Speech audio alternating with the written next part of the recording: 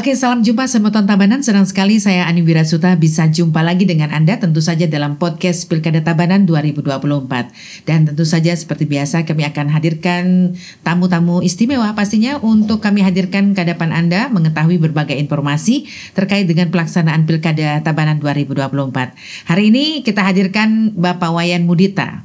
Jadi beliau adalah merupakan Ketua Divisi Perencanaan, Data dan Informasi KPU Kabupaten Tabanan yang pastinya mengolah data dan ujung-ujungnya nanti kita akan mendapatkan yang namanya DPT. Seperti apa sih sebenarnya perjalanannya, dan tentu saja pada kesempatan ini juga kita mau bincang-bincang terkait dengan data pemilih. Sebentar lagi kita mau memilih ya, pastinya ada beberapa tahapan-tahapan yang kita mesti tahu dan sebagai bentuk daripada transparansi kita ya kepada publik terkait dengan informasi-informasi penting yang harus diketahui oleh pemilih saat nanti menggunakan hak pilihnya di TPS pada hari Rabu tanggal 27 November 2024. Kita sapa saja langsung beliau. Om Swastiastu, Bapak Wayan Mudita. Swastiastu. Iya, beliau ini orangnya kocak ya.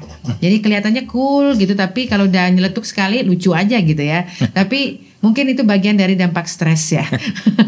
Jadi sangat stres sekali mengolah data keluar masuk gitu ya. Jadi memang data penduduk ini dinamis ya, seperti itu. Dan mungkin Pak Mudita bisa cerita sedikit kepada teman pemilih nih ya ceritanya kepada Semeton Tabanan terkait dengan mengolah data. Orang ngira gampang banget ya ngitung, cuma ya ngitung gitu aja masa nggak bisa sih. Ternyata ada keriuhan kemudian kerumitan di dalamnya yang pastinya butuh pengetahuan khusus gitu. Gimana Pak Mudita, mungkin bisa lanjut aja. Saya tidak akan memperkenalkan beliau lebih dalam lagi ya. Biasanya kalau kita datangin narasumber kita tanya-tanya dulu backgroundnya beliau dan sebagainya. Ini sudah tahu semua lah. Ini sudah warawiri.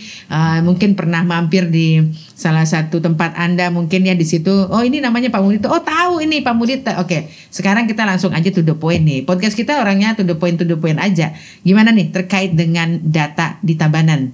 Pemilih maksudnya. Silakan Pak Mudita. Baik, terima kasih waktunya Bu Ani diberikan kesempatan untuk menyampaikan beberapa hal terkait dengan data yang ada di Kabupaten Tabanan, khususnya di KPU. Di awal mungkin kita melakukan proses pemutahiran data pemilih sesuai dengan PKPU 7 tentang pemutahiran data pemilih. Itu kita melakukan di awal diberikan data DP4 namanya, data potensial penduduk dari Kemendagri, kemudian kita lakukan coklit, demikian ada daftar pemilih sementara. Berikutnya di tanggal 20 September kemarin kita tetapkan daftar pemilih tetap yang jumlahnya kita di Tabanan 374420. 374420 itu daftar pemilih tetap yang kita gunakan dalam pemilihan Bupati nanti pemilu serentak besok di tanggal 27 November nanti. Kemudian pasca DPT itu kita ada tahapan selama 2 bulan daftar pemilih tambahan. Begitu kita sampai saat ini, kemarin kita sudah tetapkan, kemarin mungkin ada koreksi karena teman kabupaten lain ada baru narik data itu, sehingga ada pemilih masuk di tempat kita di Tabanan itu 588, termasuk yang ada di lapas dan pindah domisili itu, sehingga ada pemilih masuk di Tabanan itu 588 dia. Dan kemudian dari pemilih kita juga ada yang keluar itu sejumlah 520 dia melakukan proses pindah memilih. Sepertinya gampang ya. Jadi cuma begitu aja pekerjaannya. Tapi teman-teman perlu diketahui ya, dalam proses pemutahiran data pemilih ini ada beberapa tahapan.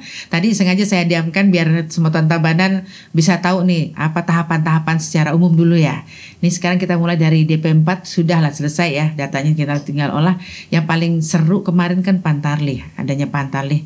Mereka tugasnya itu adalah memutakhirkan data itu ya yang didapatkan dari DP4 ya, dari Kemendagri ya. Apa benar orangnya ini dan seterusnya. Mungkin dari Pantarlih ini seperti apa sih Pak? Mungkin bisa cerita tugas mereka itu. Kalau Pantarlih itu tugasnya namanya coklit ya, mencocokkan dan meneliti data-data pemilih. Jadi data DP4 kan datang nih kita terima. Pasti masih belum bersih kan, belum clear ya. Ya, itu pentingnya dicocokkan oleh Pantarlih itu. ketika data pemilih yang diturunkan, namanya apakah sudah benar, niknya apa benar, tempatnya apa benar, dan sebagainya. Semua data-data itu dicoklit oleh Pantarlih. Iya, dalam konteks ini kan artinya kita sudah paham lah ya, terkait dengan kependudukan dinamis ya, keluar, masuk, lahir, hidup, mati gitu ya, seperti itu ya. Apakah masih statusnya sudah meninggal atau gimana gitu ya. Ketika di data DP4 itu masih tercantum namanya, apabila di bawah kita temukan orangnya tidak ada dan kemudian dinyatakan, apalagi sudah punya akte kematian, minimal itu ada surat keterangan meninggal dari perbekal di wilayahnya masing-masing, bahwa itu data yang diturunkan oleh Kemendagri itu akan dicoret menjadi meninggal. Ini hal menarik Pak. Jadi ini selalu dalam kegiatan sosialisasi kita ke bawah gitu ya. Gimana nih orang yang sudah meninggal kok masuk DPT gitu ya. Seperti itulah ya. Jadi mungkin yang pemilu atau pilkada sebelumnya gitu ya. Gimana tanggapan Bapak terkait dengan hal itu? Apakah memang tidak bisa dicoret, dihilangkan dan seterusnya? Nah, inilah pentingnya kita tidak bisa sepihak saja di pihak penyelenggara. Ini pentingnya partisipasi masyarakat juga untuk mengurus akte kematian mungkin. Karena di Dukcapil tanpa mereka masyarakat mengurus akte kematiannya ya tetap tercantum. Akan selalu ada terus ya? Ya, karena Dukcapil tidak akan berani mencoret, membuat masyarakat meninggal tanpa menyampaikan bahwa orang ini meninggal. Oke, jadi ini penting juga ya, biar tidak ada terus ada pertanyaan setiap pemilu pilkada gitu ya. Selalu ada pertanyaan ya, pada sesi pertanyaan misalnya, kenapa yang sudah ada di rong 3 gitu ya, tetap ada aja gitu ya, atau mungkin mereka milih di sana. Tapi ternyata beliau sudah memberikan penjelasan bahwa proaktif ya, dua belah pihak ya, seperti itu. Artinya masyarakat juga artinya yang sudah meninggal ini diurus aktenya sehingga bisa dicoret, seperti itu Pak. Betul.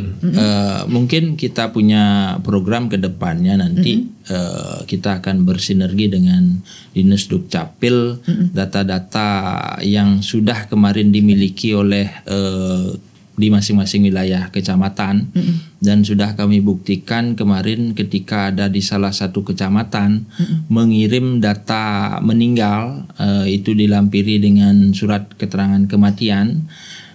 Kami sampaikan ke Dukcapil, itu sudah diproses oleh Dukcapil. Ini sebenarnya sinergitas kita dengan Dukcapil memfasilitasi apabila teman-teman memang merespon apa yang menjadi tujuan kita, supaya di pemilu berikutnya tidak muncul lagi.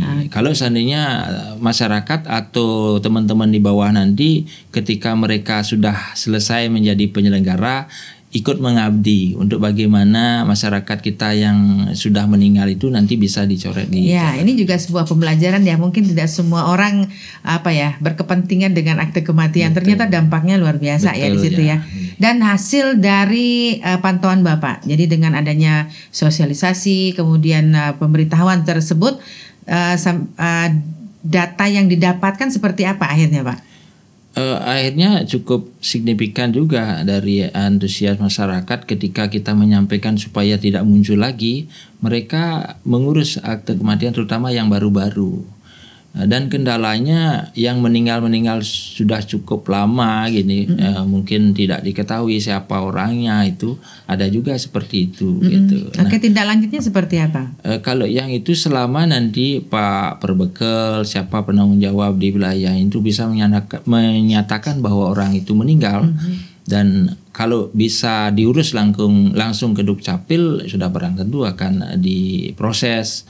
Namun kita bisa memfasilitasi karena dari Dukcapil sudah bersedia ketika KPU bisa memfasilitasi orang-orang yang sudah meninggal berdasarkan faktual hasil coklit itu, Dukcapil akan menindaklanjuti. Oke, jadi harus ada pembuktian juga ya. Betul. Tidak sembarangan hanya membuat sebuah tulisan akte kematian, tapi ada juga pihak-pihak terkait yang membuktikan bahwa memang betul yang bersangkutan itu. Betul.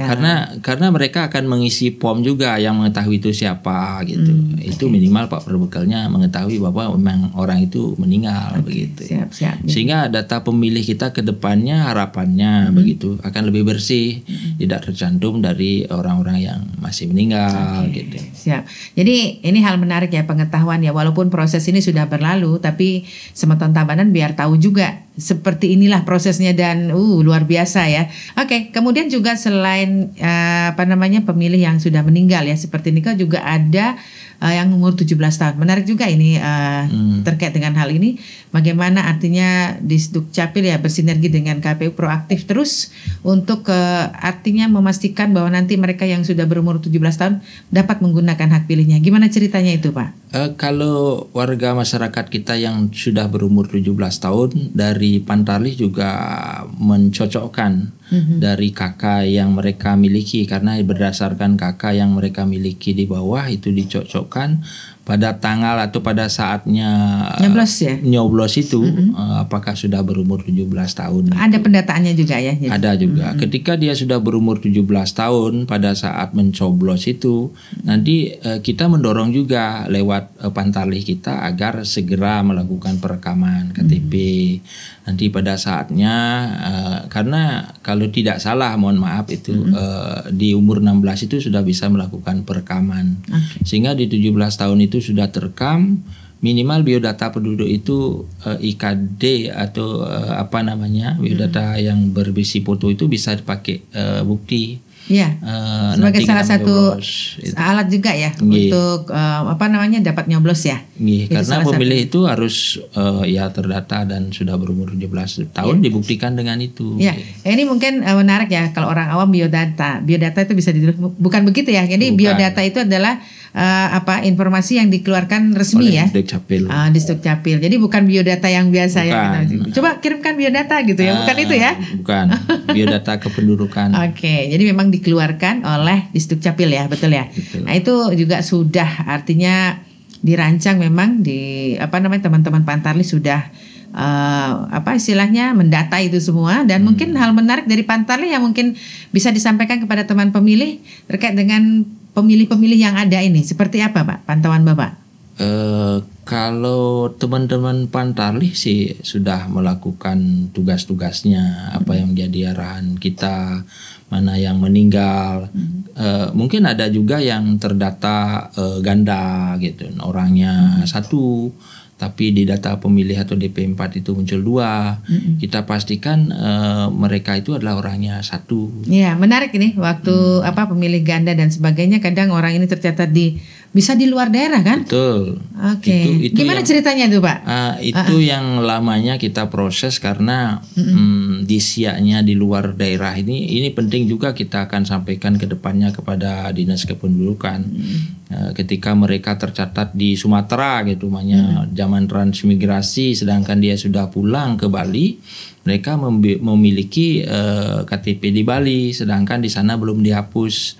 Nah ini sehingga ada data ganda muncul, inilah yang kita lama selesaikan kemarin di tingkat nasional. Kalau istilah kita itu udah tabrak data gitulah istilahnya. Mengerikan tabrak data namanya ya. Tapi itulah yang terjadi ya. Itu terjadi ketika mereka memang kita sudah punya KTP orangnya di Bali, kita kuatkan dengan teman di luar daerah bahwa dia hanya tercatat di siaknya saja di sistem informasi dan ini sebenarnya tidak sebatas teman seperti ini ya, jadi berada di daerah lain di Sumatera, Kalimantan itu ditabrak datanya. Mana yang lebih kuat? Kalau kita lebih kuat ya yang kita tabrak tuh jadi hilang ngalah dia. Ngalah ya. Oke, baik. Luar biasa ya dalam konteks pemutahiran data pemilih yang bayangan kita hanya sebatas ya mengumpulkan data, mendata penduduk seperti itu, tetapi di dalamnya ada pernak-pernik yang memang betul-betul harus teliti ya. Harapannya kan mewujudkan data pemilih yang ada istilahnya jargonnya. Data pemilih yang akurat.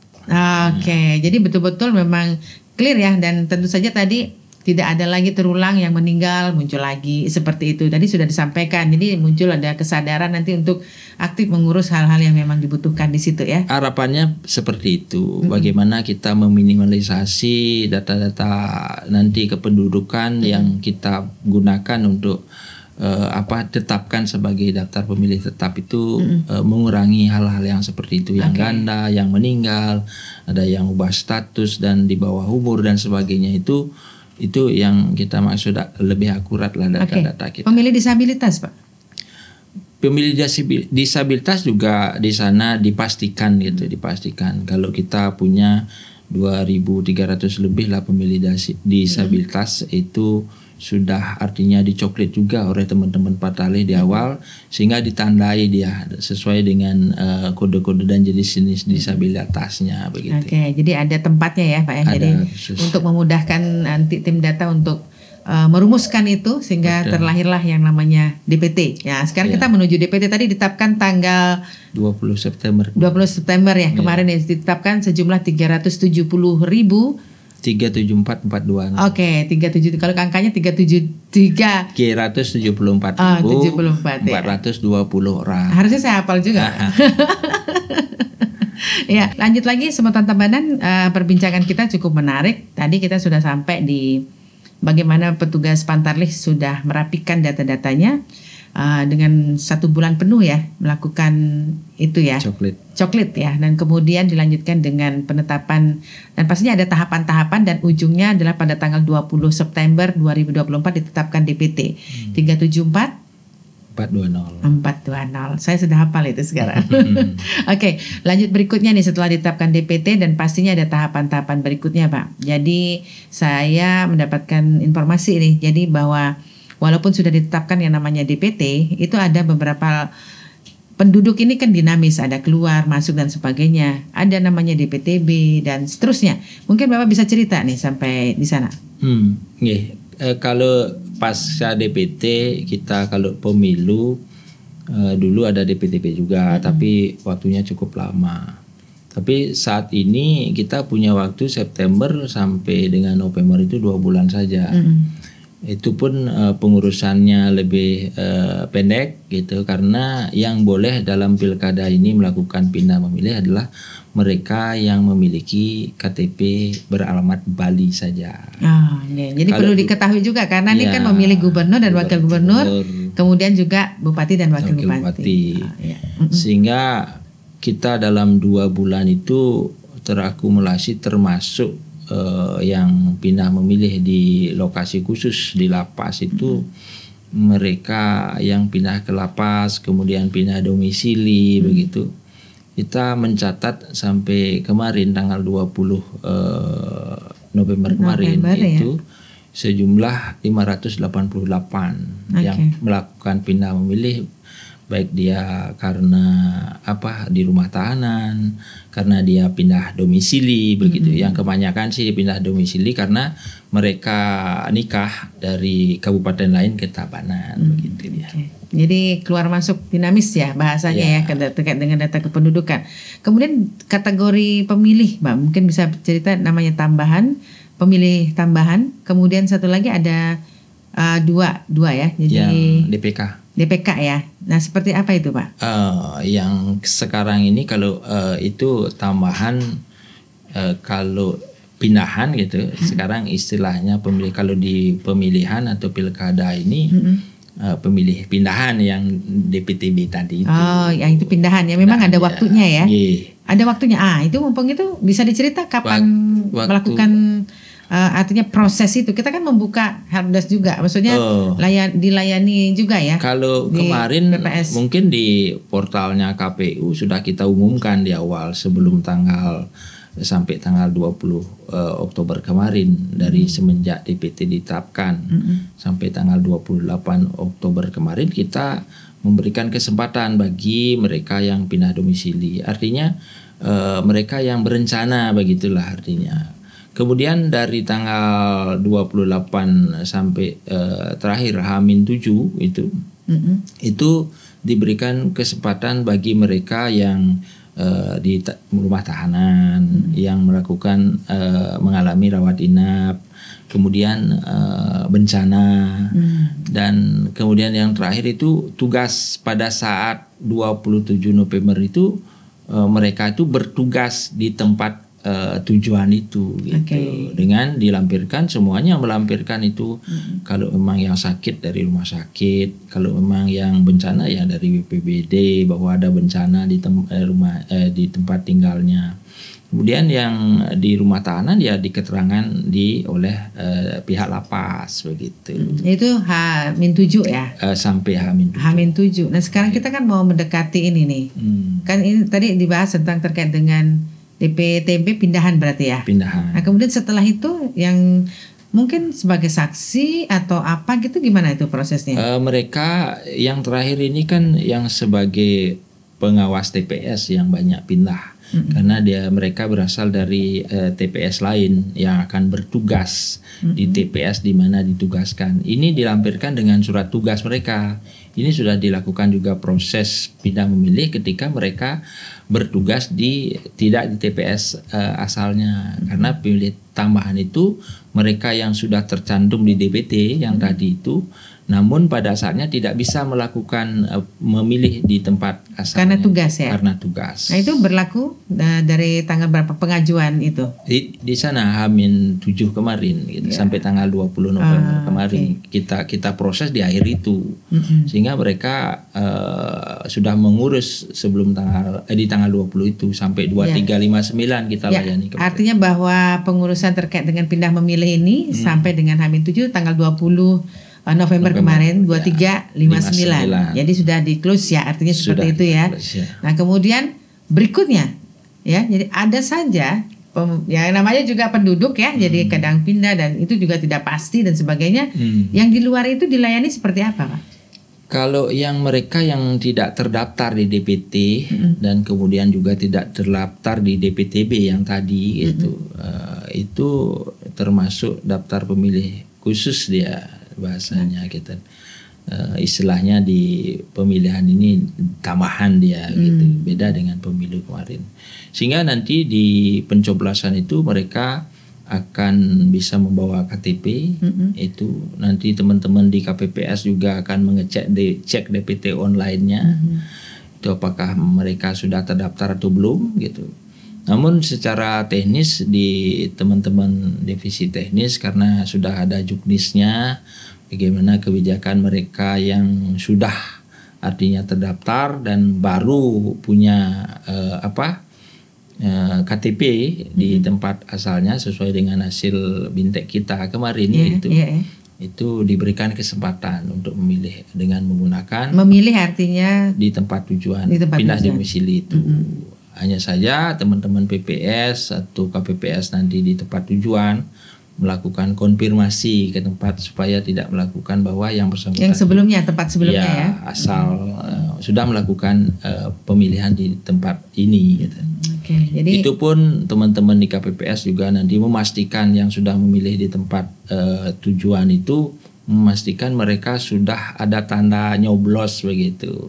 Sehingga mereka tidak akan bisa lagi nyoblos di tempat lain. Jadi tinta itu penting ya. Penting. Jadi bukan hanya buat gaya-gayaan gitu ya. Bukan. Itu kan nanti di TPS 4 dan 5 tuh pertama harus ditunjukkan jari tangan. Mungkin gitu ya, baru masuk itu TPS 4 dan 5 yang bertugas di sana ya. Memastikan bahwa pemilih yang baru datang itu apalagi yang khusus tadi mengecek daripada apakah satu yang jelas jari tangannya sudah ada tinta atau belum gitu. Itu yang penting. Kemudian dicek DPT lain apakah mereka sudah terdata atau belum gitu. Jadi itu sebenarnya sudah lengkap ya. Artinya tahapan-tahapan dalam konteks memberikan pelayanan terhadap pemilih begitu ya. Nah, kemudian ini juga menarik ya. Jadi kan terkait dengan pindahan. Kalau DPT kan pasti dilayani dari jam 7 sampai dengan jam 1 siang kan gitu ya. Nah, kemudian kalau ini nih pindahan ini seperti apa Pak pelayanannya? Apa sama jam 7 sampai jam 13 gitu? Ya itu diberikan dari jam 11 ya. Jadi yang pindahan ya jam 11 sudah bisa dilayani. Ya, mulai jam 11. Jadi walaupun dia datang lebih awal? Yang DPK mulai jam 12. Nah ini terkait dengan pindahan, dia datang lebih awal misalnya. Yang pindahan. Yang pindahan ini kembali kepada urgensinya seseorang atau kalau seandainya karena mereka sudah terdaftar dia di data pemilih gitu. Kalau memang betul-betul mendesak sekali ya silahkan berkoordinasi dengan petugas yang ada. Tadi sudah sangat lengkap sekali ya terkait dengan informasi layanannya ya. Jadi jam berapa dan jam berapa. Kemudian beliau ini adalah yang membidangi terkait dengan data pemilih. Pastinya sudah klop ya semua terkait dengan data DPT, kemudian DPTB, kemudian juga untuk DPK yang pastinya nanti itu kita belum bisa mendata ya kalau DPK ya. Jadi artinya mereka yang tidak ada di DPTB, di DPT kan gitu ya, data mereka tidak ada. Jadi pastinya kembali lagi berbasis KTP di mana dia alamat KTP di situ dia bisa. Masih surat suaranya tersedia. Iya, jadi tidak ujuk-ujuk saya marah-marah gitu ya. Kita lihat juga ketentuannya, masih tersedianya surat suara di tempat tersebut gitu ya. Ketika TPS yang dituju mungkin di satu desanya tidak tersedia, mungkin teman-teman KPPS bisa mengkonfirmasi di TPS terdekat kalau memang yang bersangkutan. Boleh ya, jadi di sini tidak ada surat suara pindah ya. Silakan. Untuk yang DPK ya. DPK. Okay. Menarik itu. Jadi Semeton Tabanan ini sebagai pengetahuan awal saja buat teman-teman Semeton Tabanan sebelum melakukan istilahnya menggunakan hak pilih kita nanti pada hari Rabu tanggal 27 November 2024. Mungkin ada informasi penting terkait dengan data yang belum kita gali nih Pak, bisa disampaikan kepada Semeton Tabanan? Kira-kira terkait dengan data seperti itu proses secara umum. Hanya saja masyarakat penting juga kita saling kolaborasi, tidak bisa sepihak saja. Kadang-kadang kita minta data, minta keterangan yang meninggal atau yang sebagainya yang sudah 17 tahun, perlu juga dilengkapi dengan bukti-bukti otentik untuk bisa kita cantumkan sebagai pemilih. Siap, sudah lengkap semua ya. Dan itu kita sudah dapetin informasi yang sudah lengkap. Tapi yang jelas nih Semeton Tabanan biar tahu aja, Bapak Mudita ini juga dikenal dengan Bapak Sirekapnya Tabanan gitu. Karena ini salah satu aplikasi alat bantu kita juga ya dalam nanti proses pemilihan. Dan tentu saja mungkin sedikit bisa memberikan gambaran apa sih Sirekap itu, kemudian apa bedanya dengan yang sebelum-sebelumnya gitu ya. Sedikit ya mungkin informasi karena ini terkait dengan teknis dan mungkin saja Semeton Tabanan kalau ikut di dalamnya tuh riuh banget, tapi ya kalau di jalan kayaknya enak gitu, cuma ngelingkirin itu aja sih. Oke, silakan Pak, sedikit cerita terkait dengan Sirekap gitu ya. Iya, mungkin kalau Sirekap ini kan tugas baru itu istilahnya. Kalau dulu divisi yang membidangi Sirekap, sistem informasi rekapitulasi, itulah teman di divisi teknis, karena rangkaiannya dengan pungut hitung. Ketika pungut hitung kemudian Sirekap sebagai alat bantu dalam perekapitulasi itu bisa mencocokkan memvalidasi kerja-kerja yang dilakukan dalam penghitungan suara. Namun saat ini karena ya namanya tugas kita harus lakukan. Saat ini kita dapat pekerjaan tambahan begitu. Emang semangat kan? Semangat, harus bagian dari tanggung jawab harus kita semangati. Iya seru. Saya Semeton Tabanan jadi kita melihat bagaimana beliau mengkoordinir teman-teman karena yang akan bertugas nanti kan jajaran dari PPK sampai paling ujung ini KPPS. Bagaimana akhirnya alat bantu ini bisa berfungsi maksimal kan? Betul. Seperti itu. Nah, bisa cerita Pak? Seperti apa prosesnya, transfer knowledge-nya ya? Oke. Ini target kita saat ini Sirekap tidak seperti yang kemarin. Paradigma teman-teman utamanya di KPPS sudah kita berikan dari awal bahwa hilangkan paradigma yang ruwet, yang sulit dan sebagainya. Selama kita mau bekerja dengan ikhlas pasti akan tuntas gitu. Wih, ini bahasa kata-kata bijaksana ya.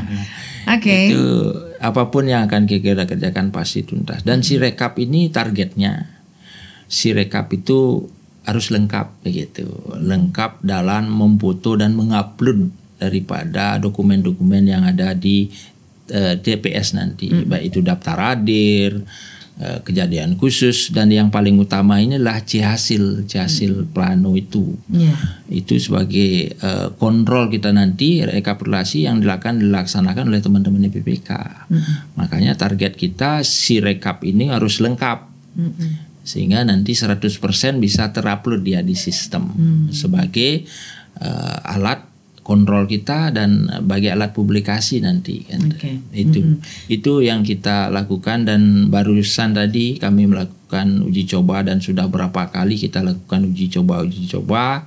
Mudah-mudahan teman-teman di KPPS utamanya sebagai ujung tombak daripada pelaksanaan Sirekap ini bisa melakukan dengan baik begitu. Ya sih, kalau di bawah asuhannya Bapak Sirekap Tabanan sih kayaknya aman lah ya. Tapi yang jelas artinya bekerja ikhlas, mau belajar gitu ya. Jadi proses ini kan Sirekap ini ada alat bantu, jangan sampai artinya bahwa ini malah jadi ngeberatin gitu kan, tidak. Dia fungsinya sebagai alat bantu bagaimana data-data real yang memang betul-betul tadi terpublish ya, seperti itu betul bisa menjadi media nanti bagus di sini, terpublish dengan baik pastinya ya.